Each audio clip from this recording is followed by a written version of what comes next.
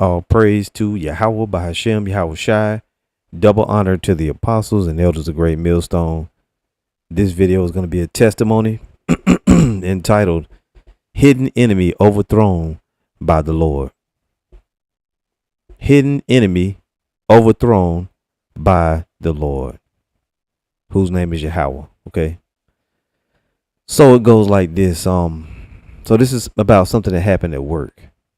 So I work in a department, a warehouse type of facility. Right. And there's a manager there. Okay. Oh, there was a manager there. And, we was pretty good friends, around about the same age, white guy, from up north, moved down, down to the Carolinas or whatnot. Kind of got to know the guy pretty good. Every now and again, we might share a laugh, share some videos. I mean, really very laid back work environment. All right. And our department is like the warehouse, shipping, assembly, that type of, situation. Anyway, I thought this guy was a good friend, was a good work friend. Okay. Now, him being a so-called white dude, really, he's very down to earth. Him being from up north, I'm pretty sure, he's been from like Philadelphia and shit. So he's been around a lot of Jakes. And I've considered and said that maybe this dude was a Jake. That's how cool he was. Anyway, make a long story short, recently he started having a few head-to-head run-ins with the general manager, which is our direct boss. So this guy, the manager, as it were, and the general manager were having run-ins, and recently, just not yesterday, the day before yesterday. Oh no, you know what? It was actually yesterday. What's the day? Today is Tuesday. Yeah. So Monday, we come back to work like normal from the weekend, and these two had a disagreement last week, which resulted in the manager getting sent home early. So, of course I had to, pretty much do all the work, in our department or whatever, which is cool.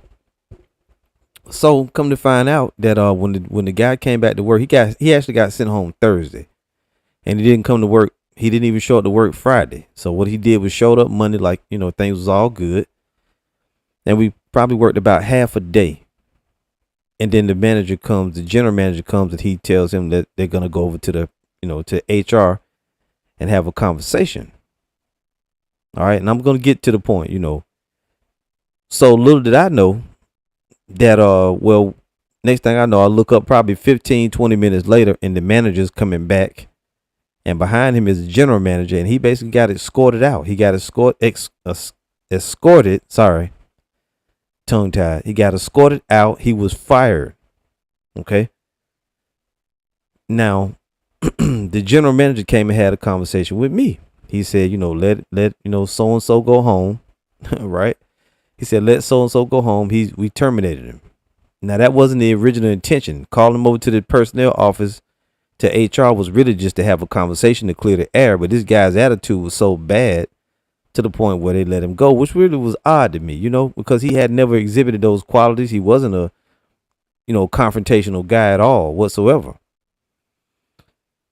So the general manager, started talking to me or whatever. And I told him, I said, I don't know what got into so-and-so lately.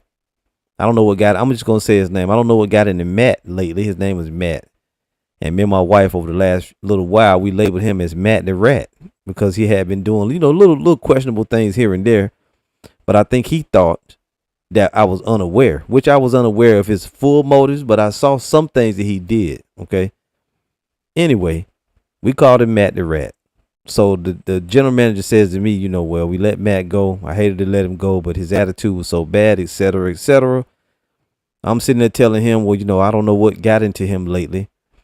Because he was pretty laid back guy, but he had been having run-ins with the general manager. And I told the general manager that this guy, we told him to relax and calm down because really he had been really pressing lately because, business has been slow. And we basically told him, look, we've been in this company a long time, a lot longer than him because he's a new guy. He hadn't even been with us for a year. But we told him, like, just relax. Everything going to be all right. Business is slow this time of the year. Anyway, make a long story short, I told the general manager, I said, he was a good buddy. I said, I'm gonna miss him. So the general manager says to me out of the blue, well, he wasn't as good as buddy to you as you might think. And I'm like, what do you mean? And he said he was just up in my office last week trying to get you fired. So I'm like, what? Trying to get me fired? Now, me and this guy haven't had words. We ain't argued, nothing. Now, we labeled him Matt the Rat because some months back, I got called to the office and the general manager was saying, this and that about my, attendance. I came late and then I had to miss a couple of days for some family business. And he was saying, we need you here, this, that, and the other. And then he called this manager guy was in there with me. And he had been going saying little things, but then when the general manager told him, go ahead and speak up, he refused. He declined. He wouldn't speak up. And I think the dude must have been scared of me or whatever. Now I'm real laid back at work, but I'm not somebody you just gonna, treat any kind of way. Anyway, so lock here for the rambling. All right. I'm gonna get to it. And I got scriptures on deck. Let me just hurry up and get to it. So anyway, this guy was fired. And we labeled him Matt the Rat because of something that happened, but I actually got over it. I wasn't even mad about it or whatever. But he never, in front of the general manager, even in front of people, he would never say what he said about me. I kind of forgot it, let it go, wasn't thinking about it. Me and dude relationship has always been, cordial, even better than cordial. When he got fired, the general manager said he was trying to get me fired. So the general manager says, he came up to the office. He was all, out of sorts, saying that you wasn't doing enough work.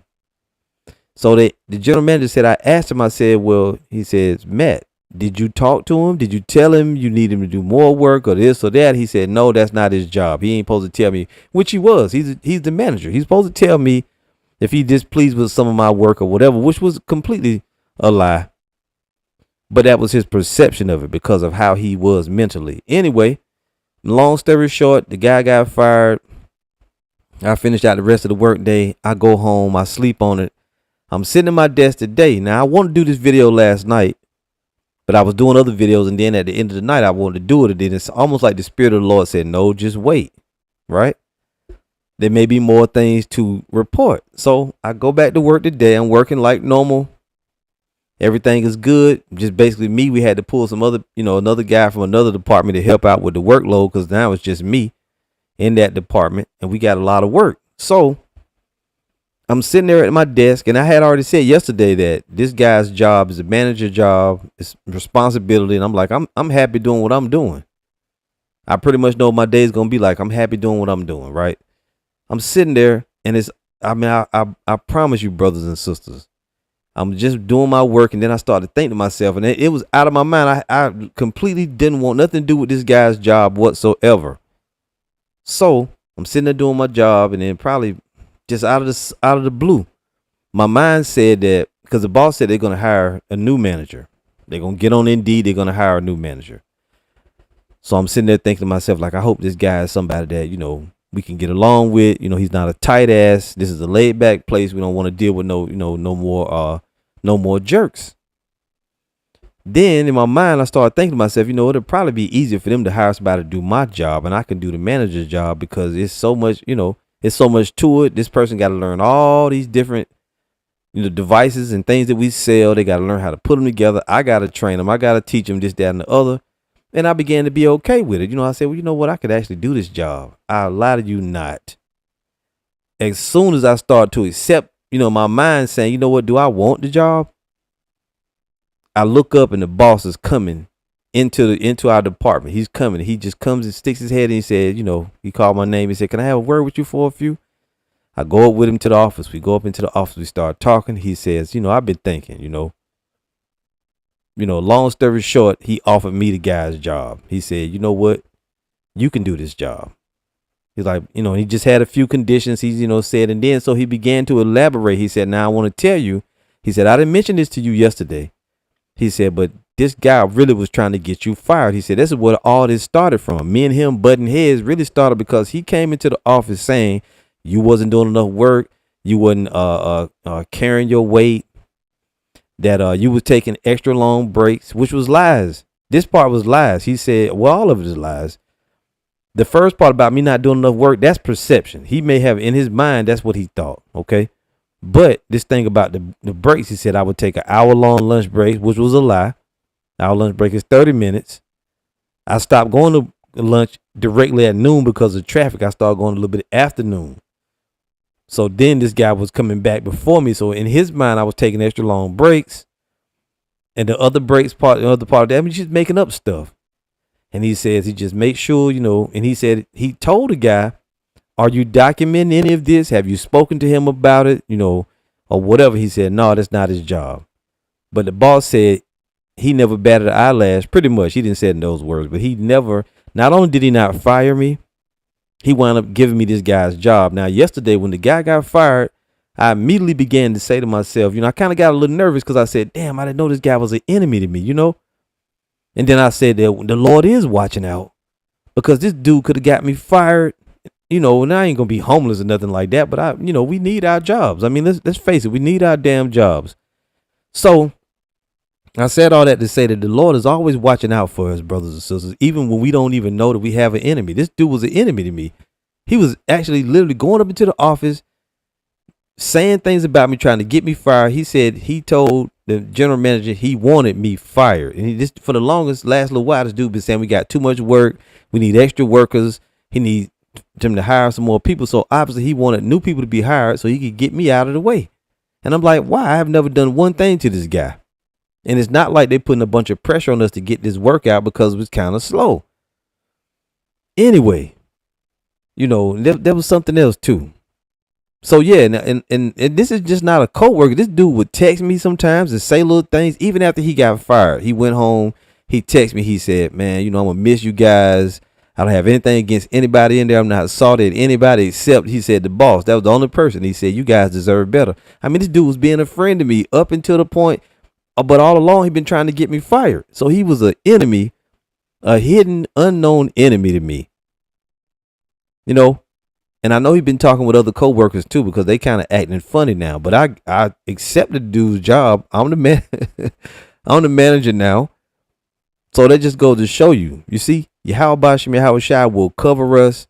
He's gonna protect us in the times to come. And this damn dude is a damn demon. And he's probably gonna text me again and say something else nice. This dude was asking me for help. Texting me. We having small talk, talking about date night with our wives, this, that, and the other. And then all along, this Edomite was trying to get me fired. So I want to read a couple of scriptures here. And Salakia, that was lengthy. That's my fault.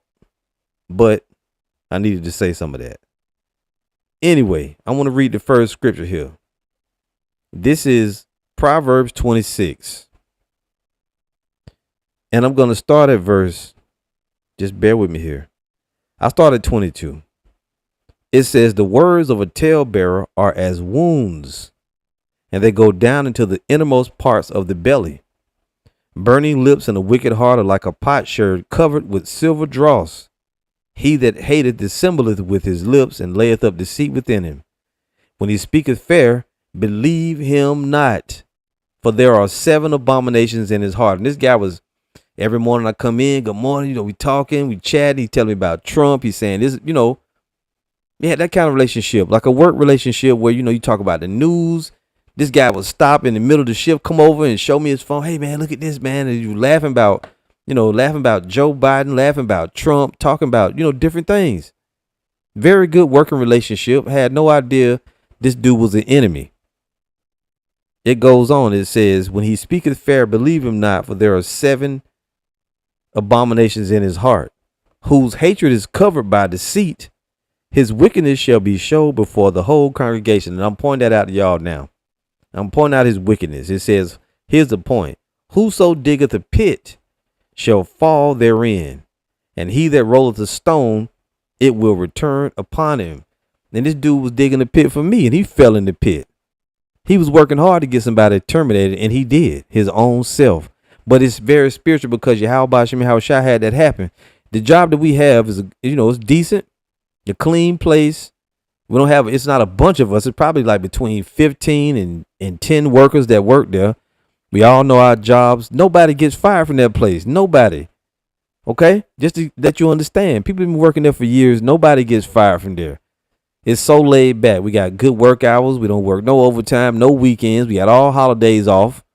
It's very good controlled environment. We can watch videos, listen to music while we're working. It's very laid back. We work with our minds and with our hands. We don't do strenuous labor up in there. We use machines and different stuff.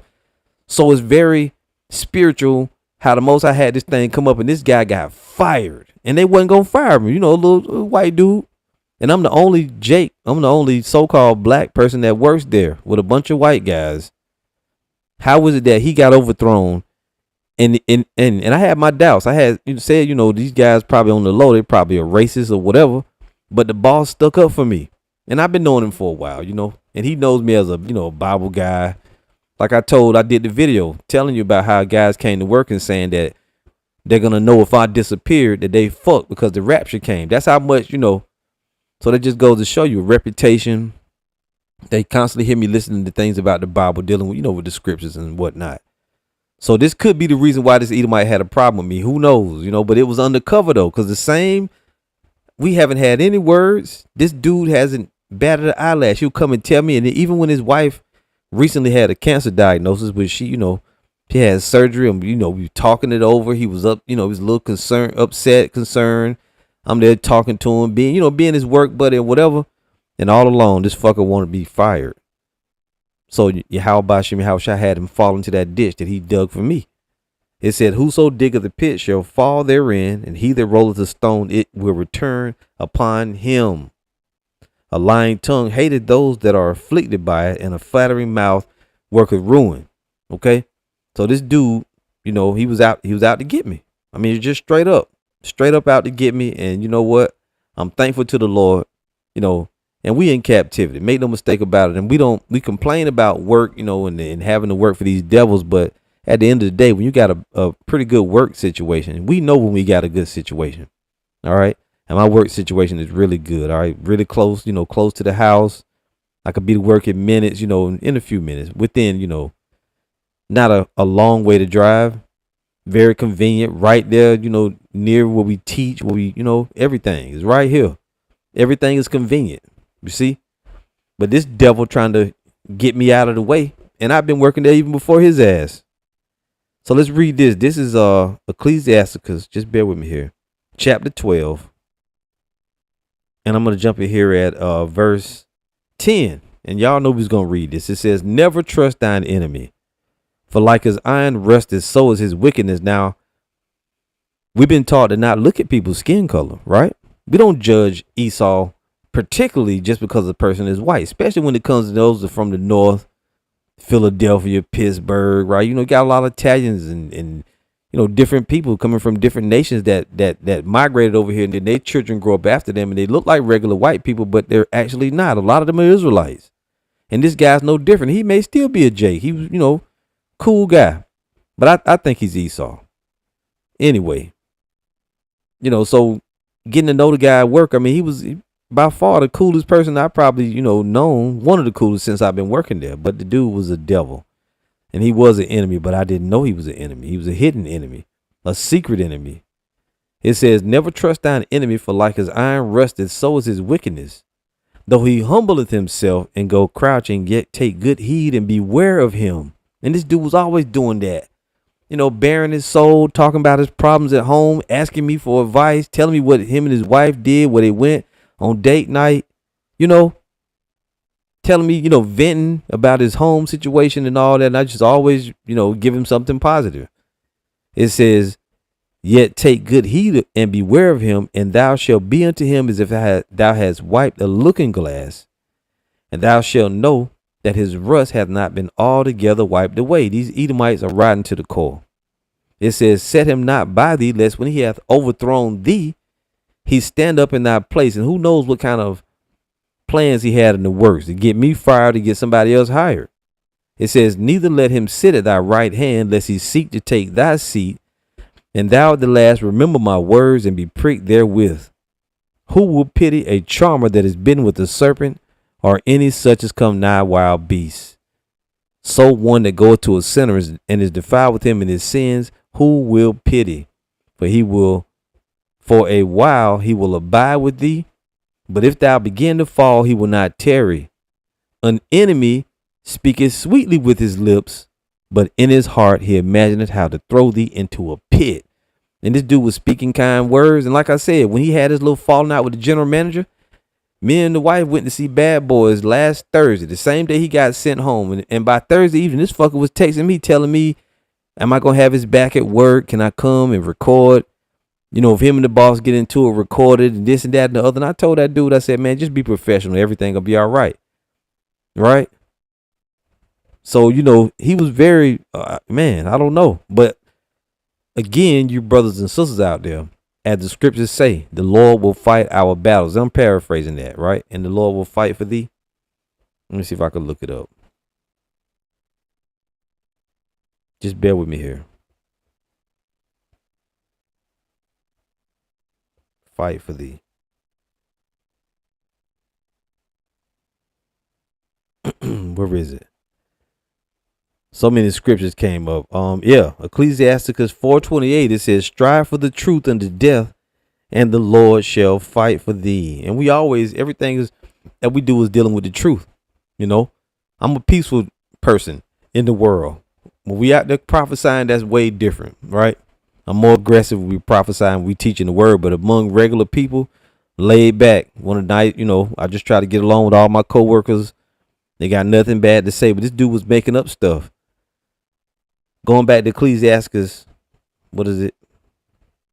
12:16, it says, an enemy speaketh sweetly with his lips, but in his heart he imagineth how to throw thee into a pit.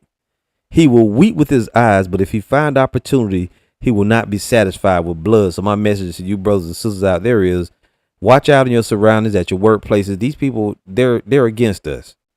It goes on, but if he find opportunity, he will not be satisfied with blood.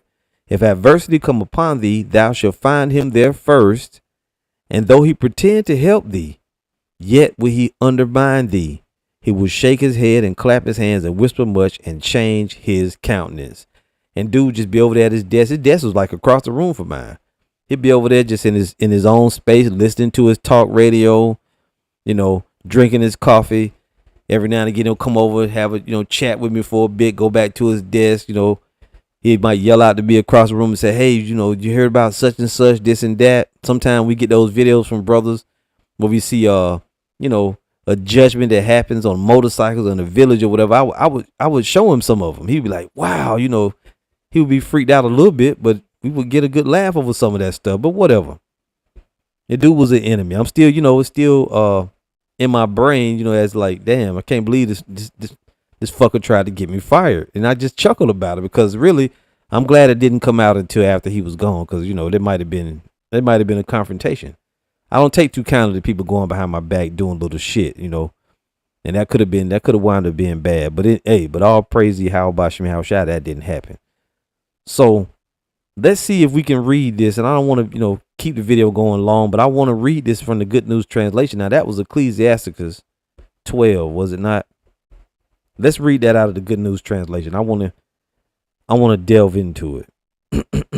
Just bear with me here. Ecclesiasticus 12 verse 10, it says, never trust an enemy. His wickedness is as destructive as rust. Watch out and be on guard against him, even if he acts ever so humble. He is like a metal mirror that rusts away if you don't keep it polished. Seat an enemy at your right hand, and the next thing you know, he'll be trying to get you to get your own place of honor. Put him next to you, and he will overthrow you. Then you will realize the truth of my words and be stung with regret when you remember them. Nobody feels sorry for snake charmers or wild animal tamers who get bitten. And nobody will feel sorry for you if you run around with sinners and get involved in their wrongdoing. An enemy will stay with you for a while, but not when trouble comes. He will speak fine words while he plots how to trap you. He will pretend to share your sorrows, but he will kill you if he gets a chance. If trouble comes your way, you will find him waiting, ready to trip you up while he pretends to help you. He will be a different person then, rubbing his hands, nodding his head, and spreading rumors about you. Ooh, how about Shemi how Shai is excellent, okay? And I was overjoyed, you know. I mean, initially I felt sorry that happened. I was like, what just happened? How did it get fired? You know, this, that, and other. But after finding out this fucker was trying to throw me under the bus, working, you know, working trying to use his white card. And my wife said that he trying to use his white privilege to get you fired. He thought that because it came from a white guy to another white man, that it was gonna work, and this shit didn't work. Yahweh Bashim Yahweh Shai was standing in the gap. You demon, Matt the rat, you demon. The Lord's gonna destroy you. Okay, and oddly enough, when his wife recently received a cancer diagnosis, I was in the dude corner. I was all consoling him and talking to him as a friend, not over the top. I don't do shit over the top because I know how judgment works. But the lady is in recovery. They did the surgery, they got it all out, and she's, from what I understand, good to go. But whatever, man. These people out here in Babylon the Great, they fucking wicked. I'm gonna read you one more scripture. I believe one more. Just bear with me here. Where is it? Oh yeah, I got more than one. I got two. So this is 2nd Ezra chapter 2, verse 24. It says, "Abide still, O my people, and take thy rest, for thy quietness shall come. Nourish thy children, O thou good nurse, establish their feet. As for the servants whom I have given thee, there shall not one of them perish, for I will require them from among thy number." The Lord is looking out for us. In the time of Jacob's trouble that's coming up, these people are going to be trying to do stuff to us. They're going to be trying to, get us hemmed up, but it ain't going to work. The only people that's going to get judgment is those who Yahweh Bashim Yahweh Shai has allotted for judgment. Those that are the elect are going to be delivered, and these people are powerless. It says, "Be not weary, for when the day of trouble in heaven is cometh, others shall weep and be sorrowful, but thou shalt be merry and have abundance. The heathen shall envy thee, but they shall be able to do nothing against thee, saith the Lord. My hand shall cover thee, so that thy children shall not see hell. Be joyful, O thou mother, with thy children, for I will deliver thee, saith the Lord." You see? So the Lord's going to deliver us. The times of trouble, the times to come, we're going to be all right. All right. If we be of the elect, nobody's going to be able to fight against us. They're not going to prevail. They may fight against us, but they're not going to win. Okay. And this little devil, the Most High, swallowed this little demon. Now your ass ain't got no job. You see? Now you ain't got no job, Matt the rat. Anyway, let's close out with what I got here. I got Psalms 124. It says, "Praise for rescue from enemies." Literally, look at it. I don't know if you can see it.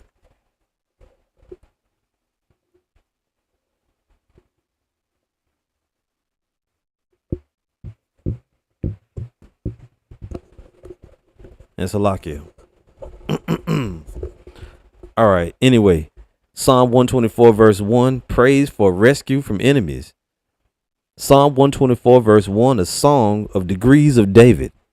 "If it had not been the Lord who was on our side, now may Israel say, if it had not been the Lord who was on our side when men rose up against us, then they had swallowed us up quick. When their wrath was kindled against us, then the waters had overwhelmed us. The stream had gone over our soul. The proud waters had gone over our soul," and the waters represent the people. Peoples, kindreds, multitudes, and tongues. Okay, let's read that again, Salakia. It says again, "Then the waters had overwhelmed us. The stream had gone over our soul. Then the proud waters had gone over our soul. Blessed be the Lord, Yahweh Bahashem Yahweh Shai, who hath not given us as a prey to their teeth. Our soul is escaped as a bird out of the snare of the fowlers. The snare is broken, and we are escaped. Our help is in the name of the Lord who made heaven and earth." All right. So just remember, brothers and sisters out there, and it's just a testimony. I'm and Salaki for my rambling in the beginning, but I was trying to paint the picture for you. I mean, it's very spiritual how it all happened, even how I wound up getting this dude's job. Because as I was thinking about, because I'm telling you, I was against it. I don't want no management job. I didn't want the dude's job. It's almost like a lateral move. I'm doing the same work he was doing, but getting paid more money. So, it is what it is. I mean, I figured in this sense, the company would be better off just somebody from inside doing that job, and they hiring somebody else to just do my job. It's easier to teach people how to, do what I do than for them to learn all the parts, learn all the machines, learn all of this, learn all of that. Because I already know that stuff. But, you know, it's just all credit, praise, honor, glory for the protective powers of Yahweh Ba'Shem Yahweh Shai, you know, and to Yahweh Ba'Shem Yahweh Shai for those protective powers. I mean, overjoyed, just, you know, happy that the Lord, you know, protected me or whatever. Now, I know there's more evil coming and it's on the way, but then this one victory, you devils lost. And that's it. So, the water for listening. Lord willing, you got some out of it and the testimony did something for you. Just remember the Lord is looking out for us even when we don't even know we got enemies. The Lord is watching out for us all the time, protecting us from shit, right? Overthrowing individuals and whatnot. And all the dirty plans are not going to work. I mean, I'll end the video right there. All right. All praise to Yahweh Ba'Shem Yahweh Shai. Double honor to the apostles and elders of Great Millstone. Shalom to the hopefully elect.